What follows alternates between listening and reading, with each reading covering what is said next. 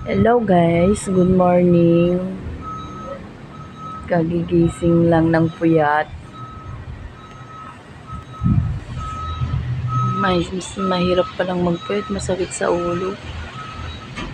Nakakahilo. Anemic kasi ako. Kahit mataba ako, anemic ako. Guys, nakaka-stress. Ulan ng ulan. Hindi makalabas.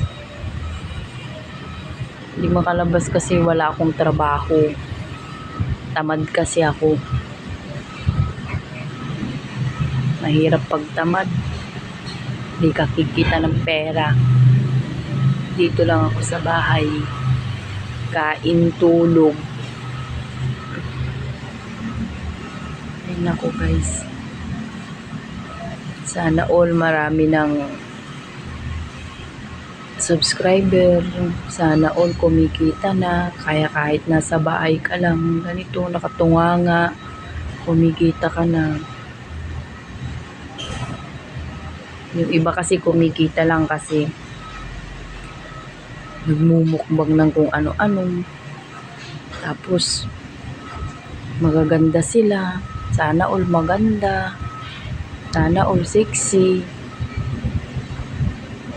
Ba't kaya ganun? Mga tao mahilig tumingin sa panlabas lang na ano. Naku, panay panlabas ng tinitignan niyo. By the way, umuulan na naman. Umuulan na naman. Dito sa nirerentahan naming apartment.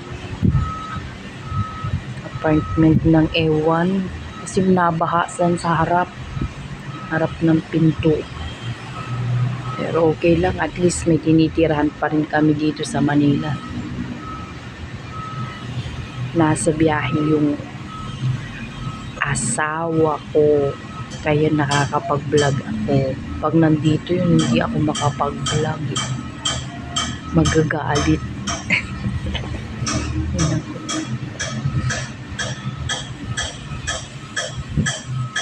Nagkaantok. Hindi ka.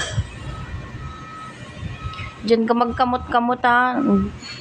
Ang daming garapata na itong asong to. Tinitignan ko nga, pinupulot ko dito, naglalaglagan. Grabe na to. Baka makyat na dito sa higaan. Baka akyat dito sa higaan ko.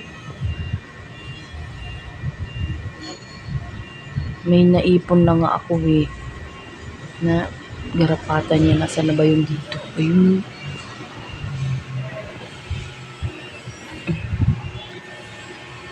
Saan na ba yun dito? Guys. Nilagay ko sa lagayan ng mineral water.